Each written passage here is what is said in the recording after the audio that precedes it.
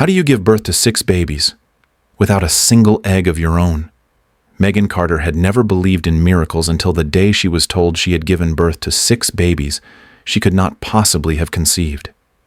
In a quiet rural hospital, nestled deep in Missouri under flickering fluorescent lights and the hum of machines. She sat alone in the neonatal unit, her trembling hand pressed against the glass of a tiny incubator. She wasn't just a patient, she was a nurse, and she knew every sound, every rhythm of that ward. But now she was being told that none of these children were legally or biologically hers. No records matched, no DNA confirmed her claim, and yet her body still ached from labor, and her soul knew each of their tiny heartbeats. The doctors avoided her gaze. CPS agents circled like hawks, and another couple, a picture-perfect pair with legal papers in hand, was being ushered in to take them home. But Megan wouldn't leave. Not without her babies. Because no test tube, no courtroom, and no clerical error could erase the truth she carried in her chest. She was their mother, and she would fight to prove it. Megan Carter sat in the corner of the neonatal unit, her body still sore from the delivery, her hospital gown clinging damply to her skin, and her eyes fixed on the 6 tiny incubators lined up in a row before her. Each contained a fragile life, no bigger than a loaf of bread wrapped in wires and softly pulsing monitors.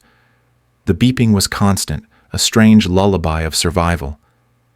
Outside the window, the sky over rural Missouri was turning gray with early morning frost. But inside, Megan was burning with a panic she refused to let show. Her fingers trembled as she traced the edge of the plastic crib nearest to her baby A. They had labeled him, but to her he was Michael. She had named each one in the quiet hours after birth, memorizing the patterns of their faces, the way their tiny fists curled toward nothing, the sound of their shallow breathing. She had delivered them only 2 nights ago in this very hospital where she worked as a nurse. No doctor needed to tell her how preterm they were, how dangerous their condition, how unlikely their survival. But none of that mattered more than the fact that someone had dared to tell her she wasn't their mother. That the records showed no eggs retrieved from her, no legal surrogacy agreement, no consent forms. That another woman, Claire Hamilton, was claiming them. Megan had laughed at first, a bitter, broken sound. But then CPS had arrived. Then Dr. Stephen Miles had refused to look her in the eye. Then the hospital's own lawyers had told her she might be trespassing if she didn't leave by morning. She hadn't left. Not when they cut off her badge access, not when they turned off the vending machines, not even when they dimmed the lights and asked security to escort her out. She simply moved her chair closer to the incubators and stayed. She didn't sleep. She didn't cry. She watched, all night, like a mother guarding her young in a world that no longer recognized her as one. And in her silence, she made a promise, no matter what they said, no matter what science or law tried to claim, she would not walk away from these 6 lives. Not until someone forced her to. And even then they'd have to drag her out, clawing. No one believed me. But I knew they were mine. Every single one. That voice, soft but unshakable, echoed inside Megan Carter's chest as she sat in the darkened neonatal wing, watching the machines breathe for the 6 premature infants born of her body, yet now questioned by law science and the people who once called her colleague. She could still feel the ghost of each contraction, the rhythm of pain and pushing the sweat, the tearing the moment her body broke open to bring them into the world. That pain didn't lie. Her bones remembered what the papers tried to erase. They said the embryos weren't hers, the clinic had no record of her undergoing IVF, that no eggs were ever harvested from her body. But Megan didn't need a lab test to feel the invisible thread binding her to each tiny life in those incubators. When Baby B flinched in her sleep, Megan's stomach tightened. When Baby D's heart rate spiked, Megan felt her own chest constrict. That wasn't coincidence. That was instinct. She had cared for other newborns before, watched over countless babies in this hospital. But this was different. These were not patients. These were hers. She could smell them before anyone else entered the room. She could recognize their faint cries like a mother hears her child sob in a crowded mall. She could feel in her gut which one needed to be touched, who needed more warmth, whose oxygen levels were dropping. But when she spoke of this, when she told the nurse manager or the hospital director or the CPS investigator, she was met with the same tight-lipped smile, the same sterile gaze that said, "We understand you're under a lot of stress," followed by the word every mother dreads, delusional. But Megan knew what she knew. These children had grown inside her. Her body had carried them, fed them, bled for them. No signature could replace the truth etched in her blood. She looked at the babies again, her eyes lingering on baby F, who looked just like her brother had as a newborn, same nose, same stubborn pout. "No one believed me," she whispered under her breath, voice low, steady as if reciting a prayer. "But I know. I know they're mine. Every single one." She was a nurse. She knew the protocol, the science, the smell of antiseptic, and the hum of the machines. She had delivered other women's babies with steady hands and quiet compassion. But nothing in her training could prepare her for the moment when, lying in a hospital bed, drenched in sweat and trembling from hours of labor, she looked up at her attending physician and heard him say, "Megan, you never had any eggs." The words made no sense, not in any language she knew, not in any biological framework. She had gone through IVF.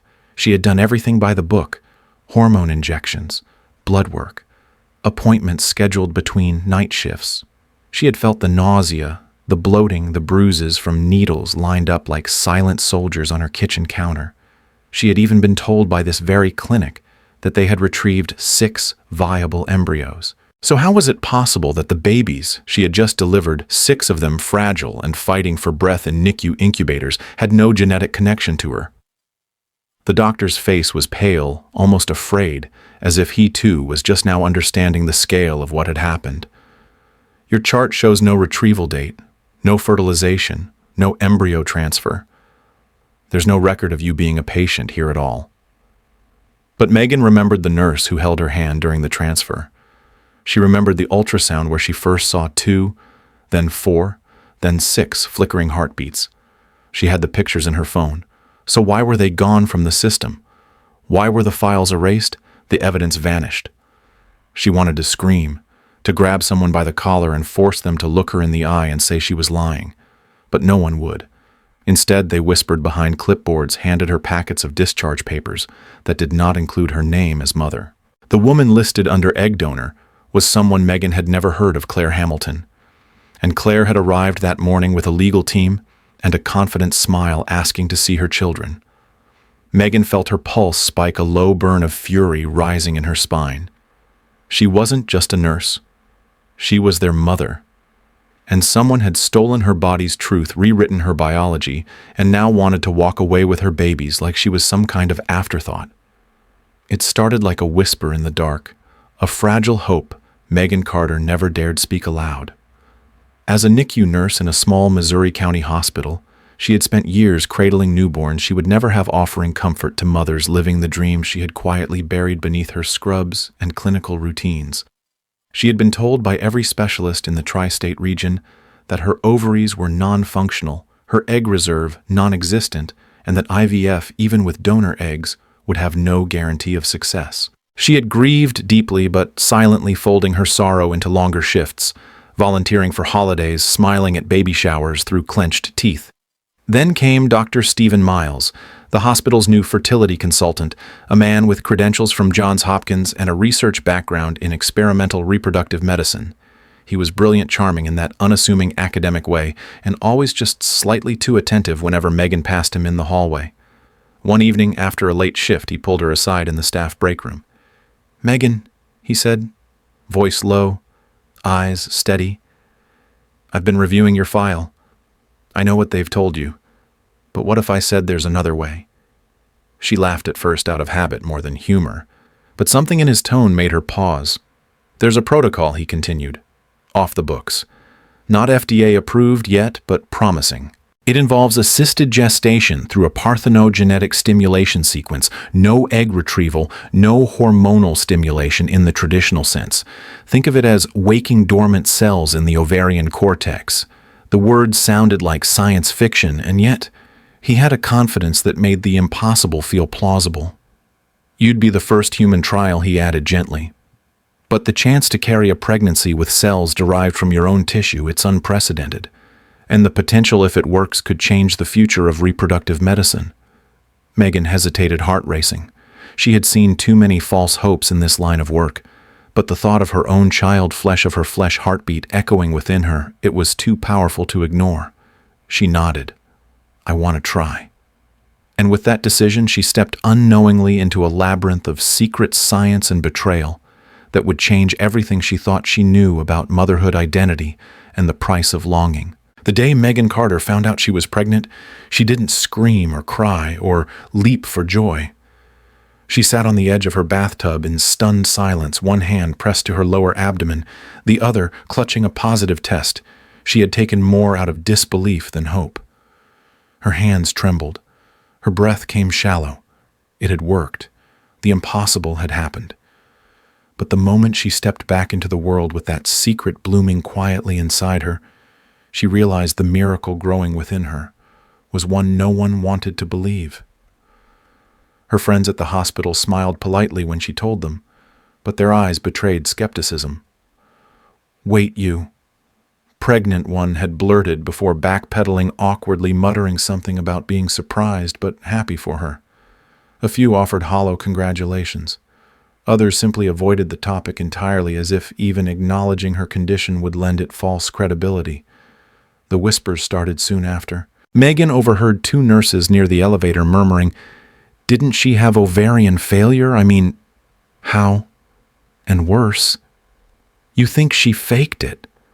Or used someone else's eggs and isn't saying her closest friends, those she had cried with after her third failed consultation, those who had held her hand during hormone injections that led nowhere, grew distant. They didn't say it outright, but she could feel it in the way they asked questions, with careful neutrality, in the way their hugs felt lighter, like they were afraid to fully embrace her truth. When she told her aunt, the last living relative she had, the woman simply raised an eyebrow and said, "Megan, are you sure you're not imagining things?" It stung deeper than any clinical report ever had. Megan had no partner, no family of her own, and now no support. She attended appointments alone, took ultrasounds, alone, heard 6 heartbeats alone. Each one a tiny defiance of the narrative being forced upon her that she couldn't, shouldn't, wouldn't ever be a mother. But with every flutter inside her, every stretch of her belly, she knew she wasn't delusional. The life within her was real. The connection was undeniable. And yet the isolation wrapped around her like fog, suffocating but silent. It was the loneliest joy she had ever known. And the more her body changed, the more those around her seemed determined to deny it, as if her very existence defied their understanding of possibility. The delivery was supposed to be the moment everything changed, the moment Megan Carter finally stepped into the light after years of darkness, the moment her aching silence was filled with the cries of her children, 6 of them born fragile but alive, each one a miracle she had grown beneath her heart.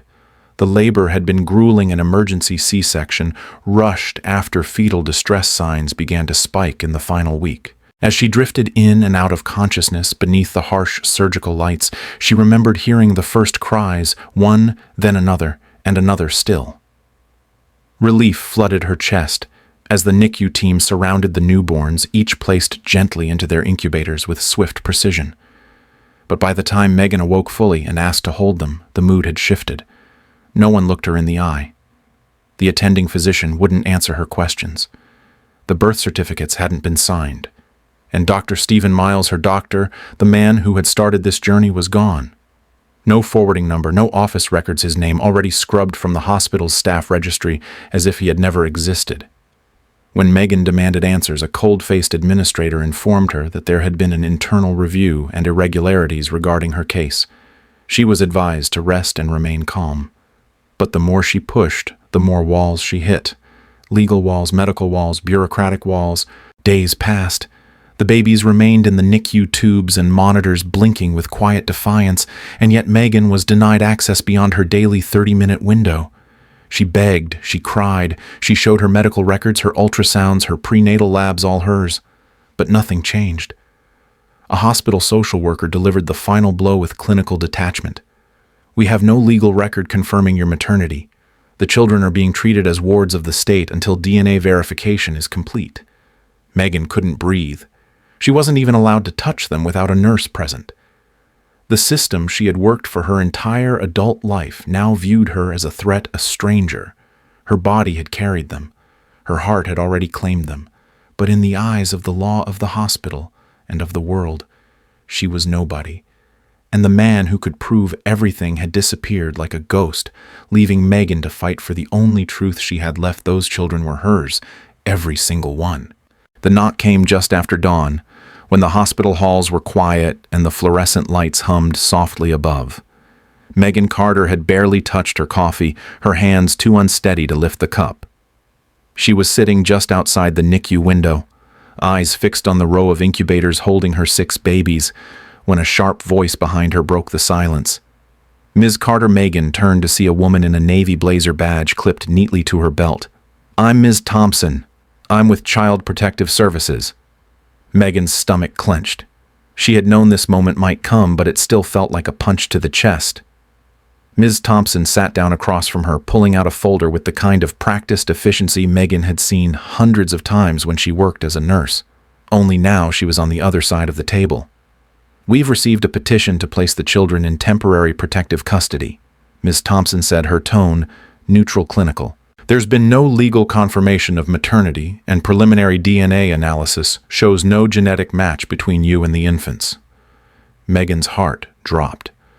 "That's impossible," she whispered. "I carried them. I have ultrasounds, prenatal labs, their birth records, I understand," Ms. Thompson cut in gently but firmly.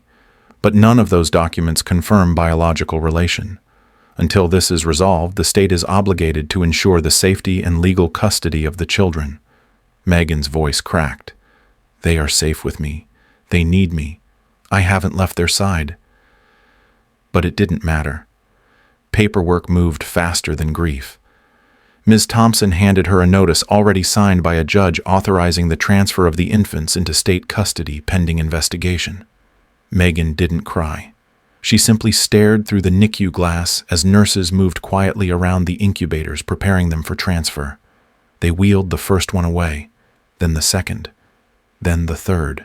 Her world broke apart one tiny crib at a time. Just as the ache of losing them settled like stone in Megan's chest, a second blow landed more precise, more calculated, and somehow even colder.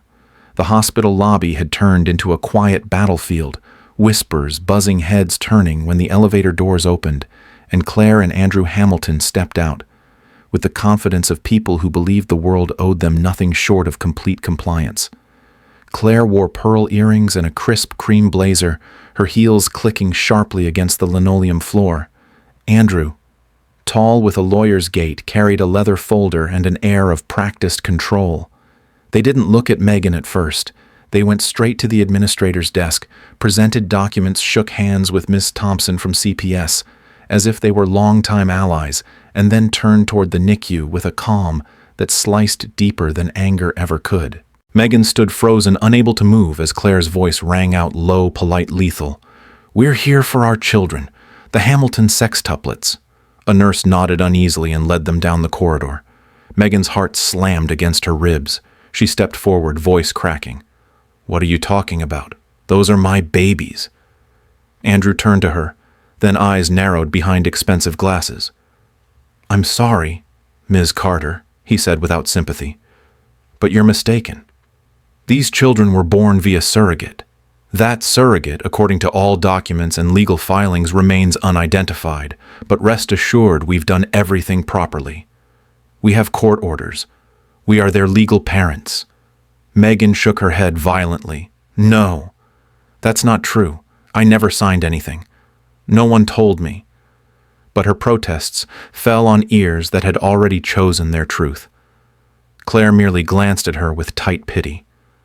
"We understand this is difficult," she said, "but we've waited years for this moment, and now we're taking our children home." Megan's knees buckled. She realized in that instant she wasn't just fighting a system. She was fighting a story already written, one she had never agreed to, with characters already cast. And in their version, she didn't exist. Megan's breath came in shallow gasps as the Hamiltons disappeared behind the NICU doors. Her vision blurred, not from tears, but from the sheer force of disbelief.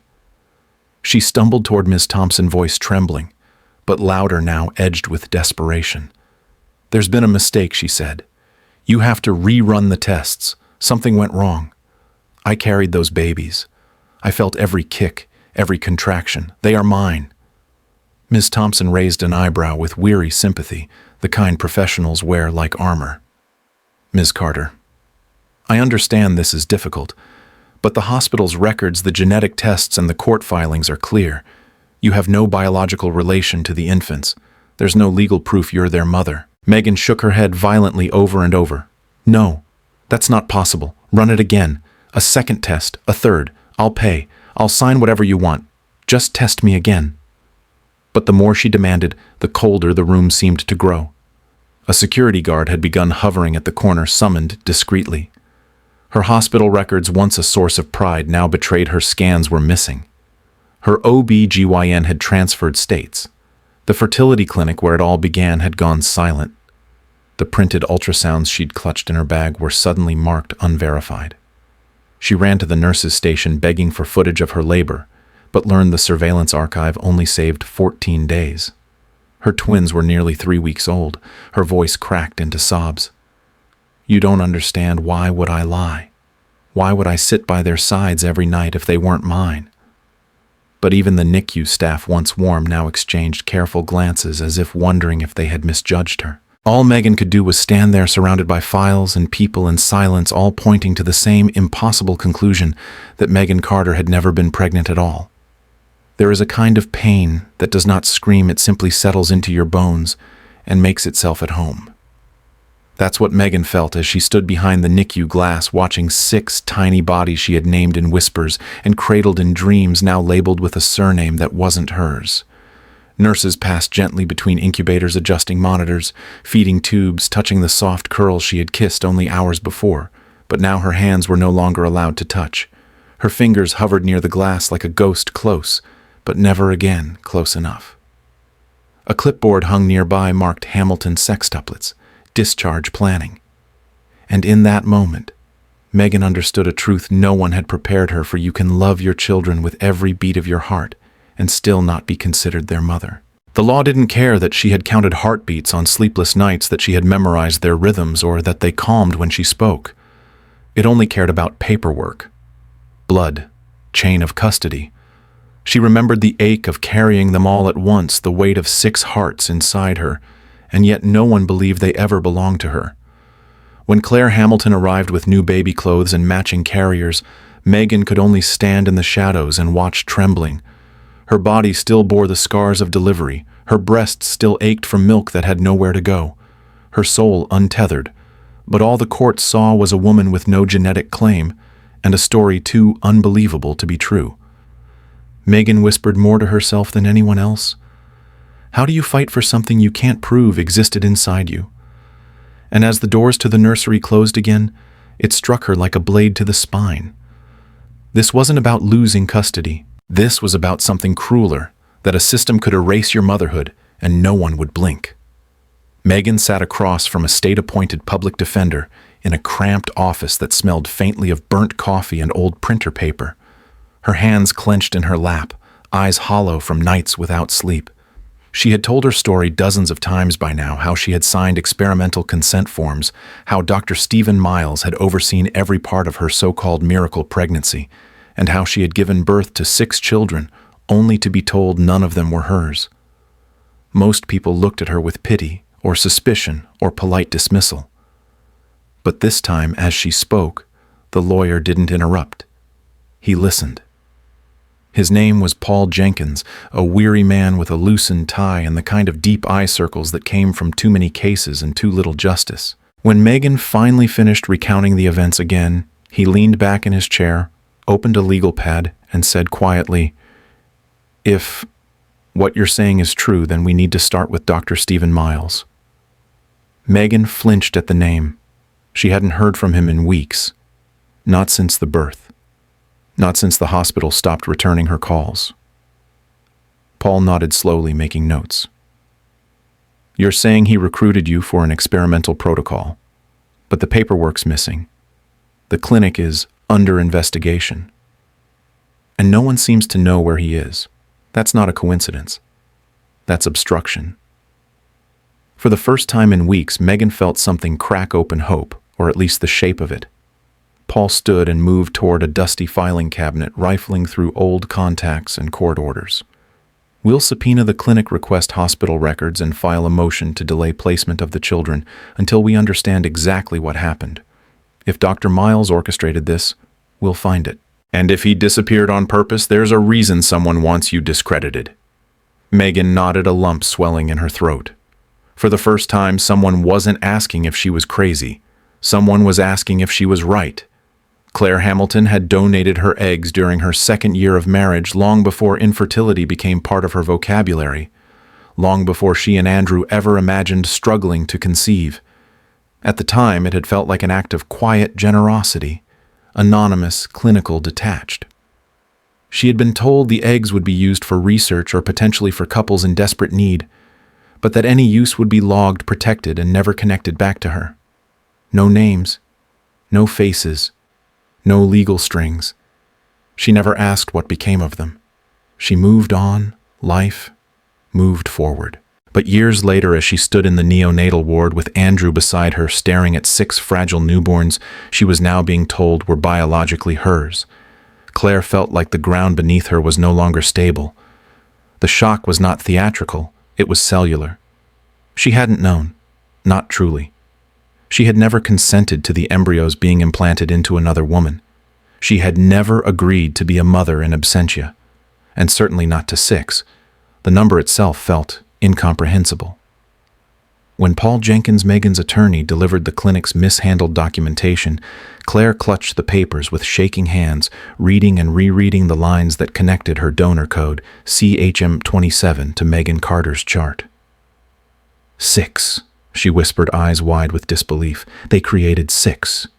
She looked at Andrew, who had also been unaware. Their decision to step forward to claim the children had been driven by a mix of concern, media confusion, and a desperate longing that had grown in their own childless marriage. But now the lines blurred. Were they victims of a system that never asked permission, or were they now entangled in a web of emotional and ethical complexity that no court ruling could untangle? Claire wasn't malicious, but she was overwhelmed. How do you love children who carry your DNA but none of your memories? How do you stand across from the woman who risked her life to bring them into the world and claim that biology alone makes you their mother? The answers no longer felt clear. Only the consequences did. It wasn't theft. It wasn't betrayal. It was something far more insidious, something silent, systematic, buried beneath contracts and protocols and unchecked power. Megan Carter had not stolen anyone's children, and Claire Hamilton hadn't knowingly given hers away. What unraveled before the court and the public eye wasn't a custody battle rooted in deceit, but the revelation of a medical system that had failed everyone involved. The real twist, the truth that jolted everyone from attorneys to reporters to the mothers themselves, was that the Clinic Hope Genesis Fertility Center had implemented a cost-saving batching protocol where unused embryos were quietly reassigned if the original donor had not opted for future retrieval. Somewhere in the fine print of Claire's consent form, buried under sterile language and legal shields, was a clause that granted the clinic discretion to use non-retrieved oocytes for the benefit of others in need. It sounded noble. It sounded legal. But it wasn't ethical, not when it created 6 lives without telling the genetic mother, and placed them inside the body of a nurse who had been desperate for even one chance at motherhood. Dr. Stephen Miles had not been a mad scientist. He had been overworked, underregulated, and given far too much unchecked authority. The system rewarded quiet compliance and punished questioning. And Megan, grateful and trusting, never thought to ask. It was not until the Attorney General's office began investigating the clinic's records that the full truth came to light. Over a dozen cases of mismatched implantation had occurred in the last 5 years, but Megan's was the first to involve multiple 6 embryos that somehow all took root and grew. The headlines had called her a liar. The hospital dismissed her as unstable. Claire was painted as a victim, Megan as a thief. But the real villain was a system that treated reproduction like logistics, not life. Megan never intended to steal. Claire never meant to abandon. Yet both women stood on opposite sides of a tragedy neither had chosen, bound by biology betrayal and the silent machine that caused it all. In the packed courtroom of Carter County, Missouri, the air was thick with tension as Claire Hamilton stood before the judge, her voice steady, but trembling slightly under the weight of what she was about to say. Dressed in a crisp navy suit, her eyes moved briefly to the woman seated across from her. Megan Carter, pale and exhausted, clutching a folded photograph of the 6 tiny infants she had nursed through every breath, every fever, every moment of fragile life. Claire took a breath, then spoke clearly. "Your Honor, I stand here today not to cause pain, but to correct an injustice.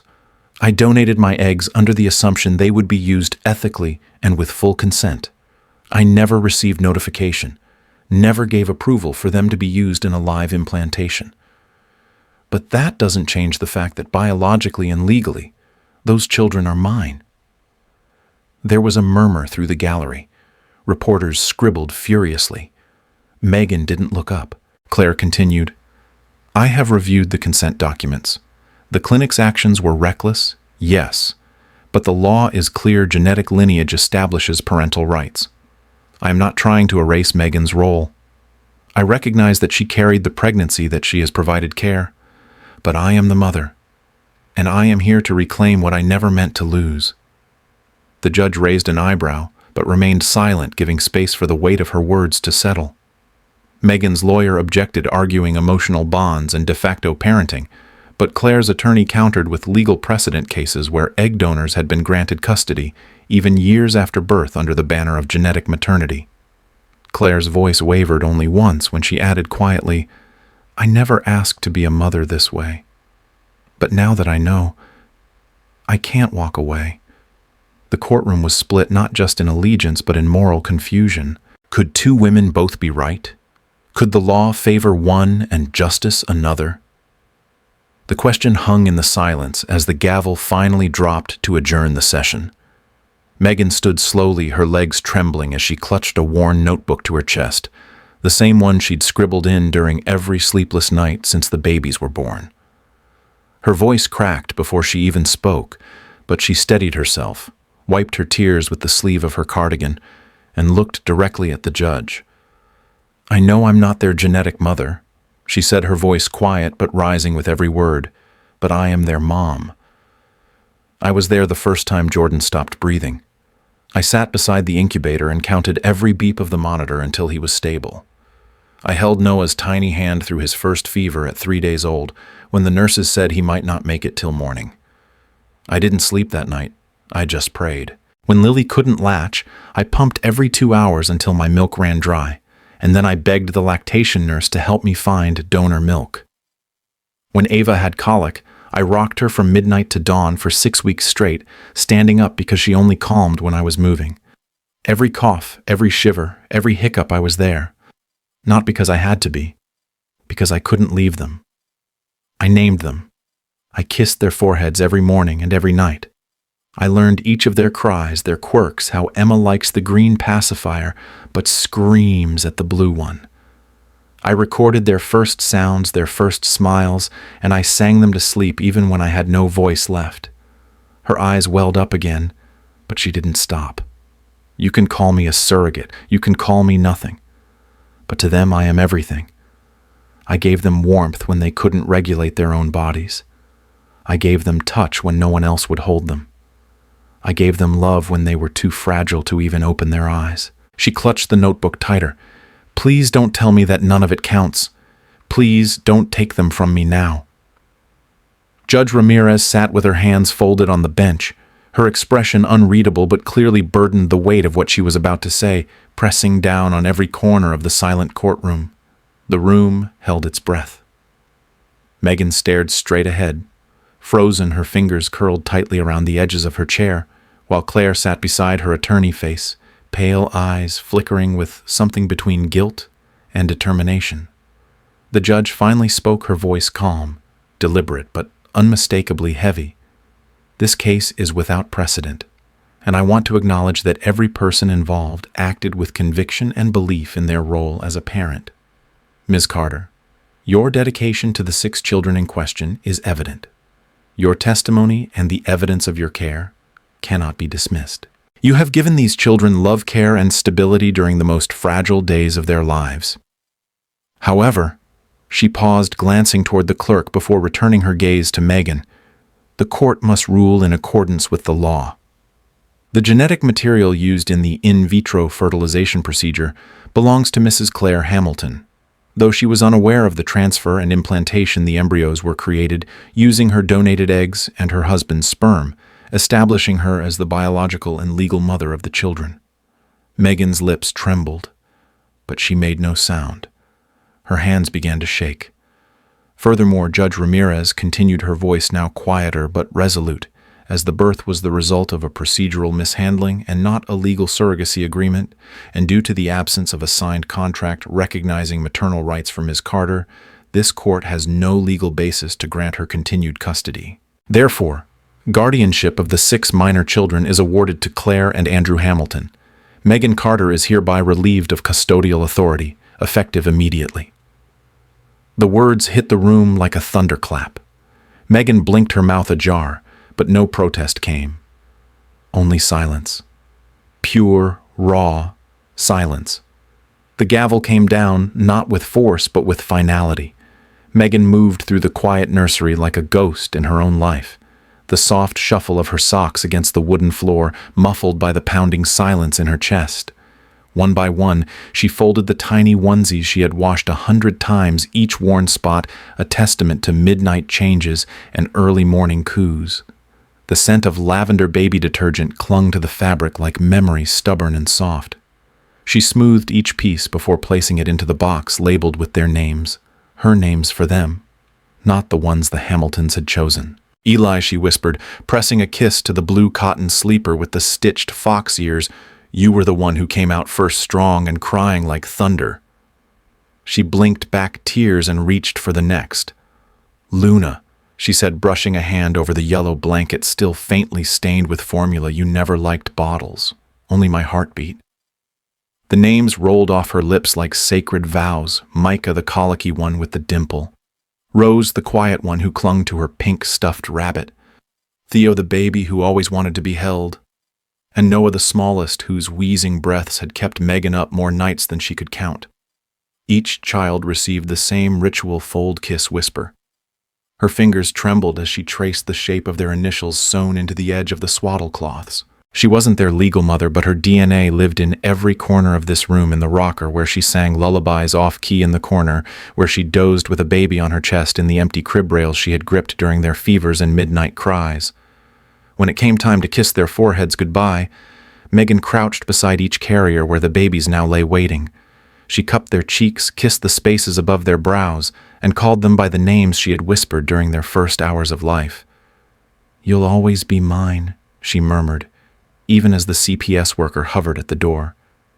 They were being taken, but not by force, not by war, by paper, by law, by signatures that erased sleepless nights and replaced love with permission. Claire Hamilton held the baby in her arms, the courtroom papers still tucked into her purse like a badge she didn't feel she had earned. The infant Rose, they told her, though Claire had begun calling her Isabel, in her mind, stared up with wide, unblinking eyes, eyes that mirrored nothing, familiar eyes that did not know her. Claire's arms stiffened around the child as the baby's tiny fists curled against her collarbone, but the warmth that should have come, the maternal rush she'd read about, longed for, fought to reclaim, refused to surface. Instead, a thick, unshakable sadness pressed against her ribs. The baby blinked slowly, her lips parting in a soft, unsure whimper. Claire's heart stuttered. "Shh, it's okay, sweetheart," she whispered, her voice cracking despite herself. But even as she said it, she knew it wasn't true. Nothing about this moment felt okay. It was supposed to be justice, correction, closure, a child returned to her rightful mother. That's what everyone had told her. The lawyers, the judge, the media. But as she cradled the small, warm body close, Claire realized the baby was studying her not like a child seeing her mother, but like a stranger, memorizing a face she had never seen before. It shattered something. Claire's breath hitched. A single sob broke free as the child turned her head toward the hallway, toward the place where Megan had stood only minutes ago, whispering names Claire couldn't pronounce. The baby's gaze lingered there as if expecting someone else to come back. Not her, not the woman holding her now. Claire's tears fell fast, her grip tightening instinctively, protectively, but it felt more like desperation than love. She had fought for this, no, she had won this, but now standing in the sterile corridor with her arms full of someone else's baby, she felt no victory. Only disorientation. Only the silent sting of being called mom by the law, and no one by the child she was supposed to love. She turned away from the nurses watching, from the weight of judgment in every glance, and whispered to the infant in her arms, "I don't think she sees me. I don't think she ever will." Claire stood in the dim hospital hallway, the soft hum of fluorescent lights above her and the echo of her own footsteps carrying down the sterile corridor. In her arms she held baby Isabel Rose, as Megan had called her, and in her chest something unfamiliar pulsed. Not triumph, not resolution, but grief. Quiet, sharp, unrelenting grief. She turned the corner and saw Megan sitting alone on a bench outside the neonatal unit, clutching a small folded blanket to her chest, eyes red but dry, as if she had run out of tears long ago. Claire hesitated for a moment, then stepped forward, clearing her throat gently. Megan looked up, exhausted, wary, but said nothing. Claire sat down beside her, and for a long moment neither woman spoke. Then, with her eyes fixed on the baby's face, Claire whispered, "I thought this would feel different." Megan looked at her slowly, her lips parting in disbelief. Claire continued, her voice soft but steady. "Everyone told me I had the right to them. Biologically, legally, technically, yes, they are mine. I gave the eggs. My DNA runs through their veins. But," she paused, breathing through the ache in her chest. "When she looked at me, she didn't see a mother. She saw a stranger." Megan looked away, her fingers gripping the edge of the blanket tighter. Claire followed her gaze, then turned back, eyes shining now with a vulnerability stripped of courtroom strategy or genetic claims. "I wanted to believe that biology was enough, that the law would hand me motherhood just because the science says it's mine. But it's not, is it?" Megan's eyes welled again, and Claire placed a gentle hand on her arm. "I carried the science," Claire said, her voice thick with the weight of what she was about to say, "but you carried the life.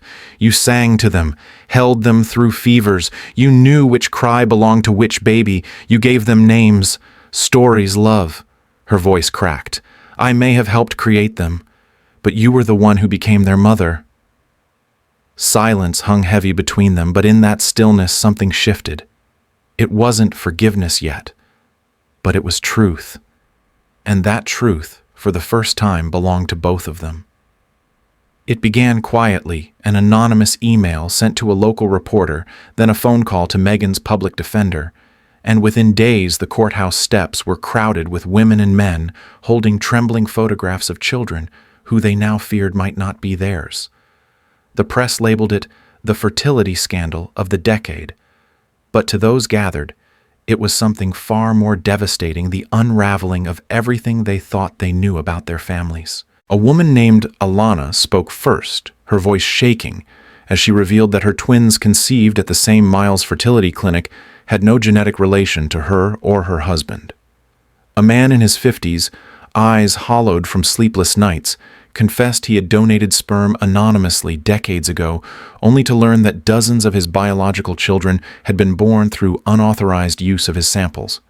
Another couple stood silently holding a sign with just 3 words, "Whose baby is this?" Each story was more harrowing than the last. In every case, the common thread was Dr. Stephen Miles, his unauthorized experimentation, reckless record-keeping, and the chilling realization that he had played God in more ways than one. Megan stood in the back, stunned, realizing she had never been alone. What had been painted as a one-off medical mishap was now emerging as a systemic failure, implicating not only Miles, but the entire fertility infrastructure that had enabled him to act with impunity. Mothers who had doubted themselves for years, whose children looked too different or whose instincts whispered something was wrong, now had confirmation. Fathers who had trusted the process discovered their worst fears were real. Adoptive parents, biological donors, birth mothers, all united by one shared betrayal. The protest became a movement. A class action suit was filed. Lawmakers called for regulation reform. But beneath the legal motions and televised outrage was something quieter, heavier. A grief that couldn't be named. The grief of loving a child with all your soul, only to be told that love didn't count. Megan watched the crowd tears catching in the corner of her eyes. What she had endured was not an isolated tragedy. It was the first crack in a dam about to burst. And this time she wasn't the only one fighting to be called mother. The federal investigation into Dr. Stephen Miles unfolded like the pages of a medical thriller no one wanted to believe. Led by a joint task force from the Department of Justice and the Office of Inspector General, the probe uncovered years of unethical practices, falsified consent forms, manipulated donor records, and a staggering number of embryo swaps that shook the foundation of reproductive medicine. Courtroom after courtroom echoed with the testimonies of devastated families, women who had been assured they were carrying their own genetic children, only to discover sometimes years later that their embryos had been replaced. Anonymous donors whose biological material had been used dozens of times without their knowledge. And parents like Megan who were stripped of their legal rights because of falsified paperwork and erased medical logs. The case quickly moved beyond malpractice. Prosecutors presented emails and internal memos that revealed deliberate deception, including instructions to staff to reassign certain embryos in cases of low viability without ever informing the intended parents. In a damning revelation, one witness, a former embryologist at the clinic, testified that Dr. Miles had tampered with DNA reporting systems, ensuring that no paper trail could tie the mishandled embryos back to their true origins. The emotional toll was immeasurable.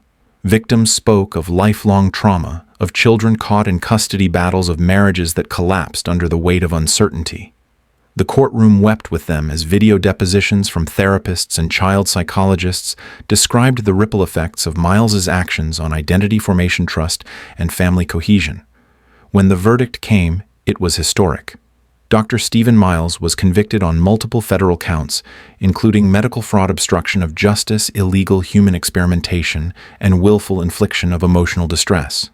The sentencing judge called his actions a betrayal of the deepest human trust. He was sentenced to 85 years in federal prison with no chance of parole. But for many, justice felt partial. No sentence could undo the harm, restore erased lineages, or return the years of false hope and confusion. As the gavel fell, Megan sat in the back row, her hands clenched.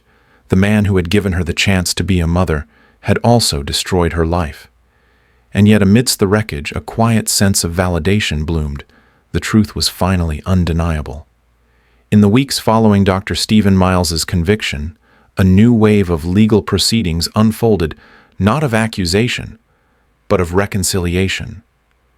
The state's Department of Child Welfare officially reviewed all cases tied to Miles's misconduct, and among them, Megan's stood out as the most tragic and emblematic. Her name appeared at the top of a formal report titled Primary Victims of Reproductive Fraud, and her story of carrying 6 children she believed were biologically hers, only to lose them due to falsified records, was cited as a case study in the need for national IVF oversight. The report acknowledged that Megan had acted in good faith, trusting a broken system, enduring months of pregnancy, countless medical risks, and sleepless nights nurturing the babies through colic fever teething and milestones no document could fake. Claire and Andrew Hamilton, once fierce in their pursuit of legal custody, found themselves sitting across from Megan in a quiet conference room at the family court mediation office. Claire's voice trembled as she apologized, not for donating eggs, not for being recognized as the legal mother, but for not seeing sooner the truth that transcended biology. "You didn't just raise them," she whispered, tears brimming in her eyes. "You loved them into being." Andrew, usually reserved, added that no court ruling could ever replace the memories etched into the children's hearts. The lullabies Megan sang, the birthday cakes she baked, the hospital nights she never left. In an act that stunned the courtroom and brought many to tears, Claire and Andrew submitted a signed affidavit to the judge, formally withdrawing their guardianship petition, stating that while Claire remained the biological mother, Megan was their true parent in every way that mattered. The judge granted a new custody order reinstating Megan as the legal guardian, with shared visitation rights for the Hamiltons, who had come to love the children not as possessions, but as lives entrusted to them by a cruel twist of fate. For the first time in months, Megan walked out of the courthouse holding a legal document that recognized what her heart had known all along: she was their mother. Not by blood, but by choice, by sacrifice, by love. In the months that followed the courtroom reconciliation, a new kind of family quietly took shape.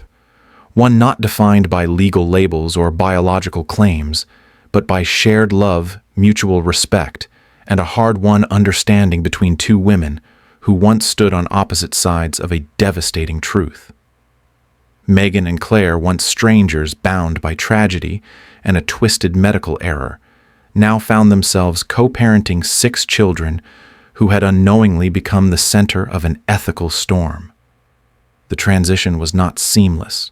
There were awkward silences, uncertain boundaries, and moments of deep emotion neither could fully name. But little by little they built a rhythm, trading off school pickups, doctor's appointments, late-night fever shifts, birthday party planning, and even quiet cups of coffee after the kids had fallen asleep. Megan still called them by the names she had whispered in the nursery when no one believed they were hers: Ella, Grace, Liam, Noah, Ava, and Ben. Claire, at first hesitant, gradually adopted the same names, learning to see the children not as a biological extension of herself, but as individuals already deeply shaped by Megan's love. The house they shared on alternating weekends was filled with art projects taped to the fridge, mismatched socks in every room, and the overlapping echoes of two mothers learning to trust each other, not just with logistics, but with their hearts. There were moments when Claire would look at Ava and wonder how it felt to grow inside Megan's womb. Moments when Megan would see Liam curled into Claire's lap and feel a pang of something that wasn't jealousy, but a strange kind of gratitude that someone else could love them just as fiercely. The children adapted in the way only children can, never asking why they had 2 moms, just instinctively understanding that love was safest when it wasn't forced to choose sides. And in the stillness of bedtime, when Megan kissed their foreheads and Claire turned off the lights, both women would pause in the hallway, sometimes exchanging a glance, sometimes a smile, and know that against all odds they had created something stronger than biology, more lasting than judgment. A family born of loss, bound by healing, and held together by 6 little hearts that had never stopped believing they belonged. In the aftermath of the trial and the long road to reconciliation, Megan and Claire realized that their case was not an isolated tragedy, but a symptom of a much larger unspoken crisis in the world of reproductive medicine. What had been framed as a rare mistake was in truth the result of a system that lacked transparency, accountability, and ethical oversight. Determined to prevent others from enduring the pain they had lived through, the 2 women joined forces once more, not just as co-parents, but as advocates. They founded the Guardian Nest Initiative, a nonprofit organization dedicated to supporting women undergoing IVF and to enforcing ethical practices in fertility clinics nationwide. The mission was clear and deeply personal: to ensure that every embryo, every egg, every mother's hope was treated with the sanctity it deserved, not as a number in a lab, but as a promise of life. The organization provided legal aid, psychological counseling, and medical advocacy for IVF patients, many of whom had silently endured emotional and financial exploitation without knowing their rights.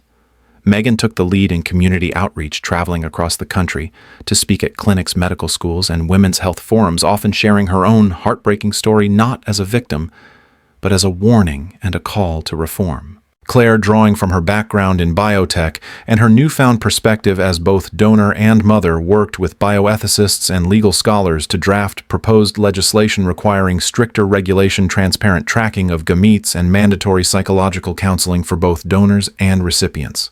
Together, they helped pass the Informed Parenthood Act, a landmark piece of policy that mandated third-party oversight of all fertility procedures. The Guardian Nest initiative also created a national database to track egg and sperm donations, reducing the anonymity that had once allowed clinics to operate in shadows. Within 2 years, the initiative had grown into a trusted voice in the field, praised by lawmakers and supported by a growing number of whistleblower doctors and nurses who finally had a place to report malpractice. For Megan and Claire, the work was more than justice, it was healing. Through every woman they empowered and every clinic they helped reform, they reclaimed not only their dignity, but the meaning of motherhood itself, to protect, to nurture, and to never let silence bury the truth again.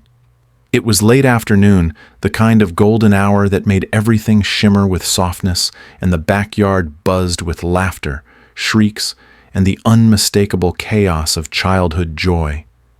6 little bodies darted through the grass, barefoot sun-kissed their tiny hands, waving wooden swords, bubble wands, and butterfly nets, like royal scepters. There was no need for order in this kingdom of innocence, only space to run, to trip, to rise again, with a grin stretched wide across faces smeared with chocolate and grass stains. Megan stood near the porch with a basket of freshly folded towels still warm from the dryer, her eyes tracking each child's motion with the subconscious radar only a mother could possess. A few feet away, Claire was crouched beside a flower bed, gently helping one of the girls plant a sunflower sprout, her once delicate fingers now familiar with dirt and pruning shears, transformed by afternoons spent choosing mulch over meetings. The sunlight caught her hair, and for a moment there was a softness in her features that hadn't existed months ago, before the truth, before the trial, before she understood what motherhood really meant. Then, like a chorus rising in perfect disarray, 6 voices rang out, "Mom!" loud and breathless, some in excitement, others in mild panic over a skinned knee or a popped bubble, but the word echoed like a shared heartbeat. Megan turned first, towel still in hand, brows lifting in automatic alert, her mouth already forming comfort. Claire turned a second later, dirt smudged on her cheek, a tiny watering can forgotten in her palm. And for a beat, they looked at each other, not in conflict, not in confusion, but in perfect understanding. There was no need to decide which mom was meant for whom.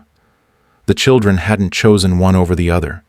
They had embraced both instinctively and without conditions.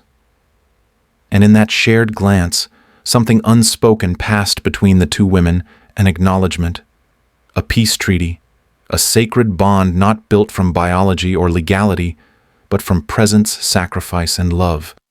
The kind of love that shows up in the middle of the night, when fevers spike, in lunchbox notes and lullabies half-whispered, and in the quiet miracle of simply staying. As the children ran toward them, arms outstretched, hair flying, the word mom floated again, joyful and whole. And this time both women smiled and opened their arms wide, turning together, answering as one. 10 years had passed, and the little girl who once clung to Megan's hand during hospital visits and asked Claire curious questions about gardening was now sitting alone at the kitchen table, her laptop glowing in the dim light of early morning. Emma, now 17, had inherited Claire's sharp eyes and Megan's quiet resilience, her curls pulled back in a messy bun, fingers hovering over the keyboard, unsure how to begin the most important essay of her life. The college prompt was simple. Tell us about a defining moment that shaped who you are. But for Emma, there wasn't just one moment, there was a web of moments sewn together by 2 women who had rewritten the very definition of motherhood. She took a breath and began to type, "I have 2 moms. Not because they're married, not because we're a modern family with a rainbow sticker on our bumper, but because life broke something that only love could rebuild. I was born into confusion. At least that's what the court documents say. A medical error, a courtroom battle, tears, custody rulings press headlines. But I don't remember any of that. What I remember is being held by one woman who never gave birth to me but knew the exact sound of my cries, and another woman who shared my DNA but had to learn how to braid my hair and earn my trust one afternoon at a time. They could have hated each other. They could have made me choose. But instead, they chose me together. Megan is the one who sat up with me when I had the flu, who knows my favorite breakfast down to the brand of cereal. Claire is the one who taught me to draw sunflowers and see beauty in quiet things. Together, they came to every recital, every science fair, every scraped knee moment. And when I call out Mom, they both answer always. Having two moms didn't confuse me. It saved me. It made me see that biology is only the beginning of love. What matters more is who stays when things fall apart, who listens when you whisper instead of scream, and who learns to love even when it hurts. I'm not applying to college just as a student. I'm applying as a daughter shaped by two women who taught me that motherhood is not a title.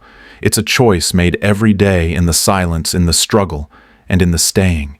Years after the emotional whirlwind that once fractured two families and ignited national debate. The case of Claire Walters versus Megan Holloway is no longer just a headline or a courtroom transcript. It is now a required module in graduate-level bioethics courses across the country. At universities from Harvard to UCLA, students gather around long tables, laptops open, and eyes scanning the projected case summary that reads like a modern-day parable: one embryo, two mothers, and a system unequipped to navigate the ethical chaos that followed. Professors begin lectures not with dry legal terminology, but with a single uncomfortable question. Who is a mother? What follows is a layered dissection, not just of IVF malpractice, but of motherhood consent, reproductive autonomy, emotional labor, and the ethical failure of an unregulated fertility industry. Students are encouraged to analyze the legal argument Claire made that biology entitled her to the children born from her donated egg, despite her initial anonymity and absence from their lives. They are asked to reckon with Megan's reality, raising 6 children with unwavering devotion, unaware that their DNA did not match her own. Medical ethics students explore the failure of the Westmore Fertility Clinic to verify consent and track genetic lineage. Law students debate the precedent set by Judge Ramirez's ruling that awarded legal custody to the genetic parent, despite the overwhelming emotional bond the children had with the gestational and caregiving mother. And beyond the courtroom, sociology classes examine the public's response, the media frenzy, the rallies outside the courthouse, the "Let Megan Be Mom" movement that trended for months. More importantly, the cases used to teach empathy, to underscore that ethical decisions are rarely clean or comfortable. Professors emphasize that while laws may assign parenthood through biology, ethics demands a deeper consideration of intent, love time, and care. They play a clip from an old interview with Claire and Megan sitting side by side, two women forever changed by 6 children neither of them expected, but both chose to love. The case becomes not just a study in ethical failure, but a catalyst for reform, mandatory donor tracking, informed consent protocols, psychological counseling in IVF processes. What once tore a family apart is now shaping how future doctors, lawyers, and ethicists think about what it truly means to create life and to protect the ones born from its complications. The final clip in the widely shared documentary about the landmark case known as The 6 Mothers begins with home footage, shaky, sun-dappled video of 6 children laughing as they climb a treehouse, their names called out lovingly by 2 voices off camera. Those voices belonging to Claire and Megan once clashed bitterly across a courtroom. Now they harmonize in daily life, navigating the chaos of homework, scraped knees, piano recitals, and family dinners together. The clip cuts to an interview segment where Emma, now 17, sits in a well-lit room, her hair pulled back, her eyes steady. She speaks not as a victim of a medical scandal, but as someone shaped by resilience, forgiveness, and radical love. People always ask me, which one is my real mom, she says, smiling with a hint of practiced patience. And I tell them love is real.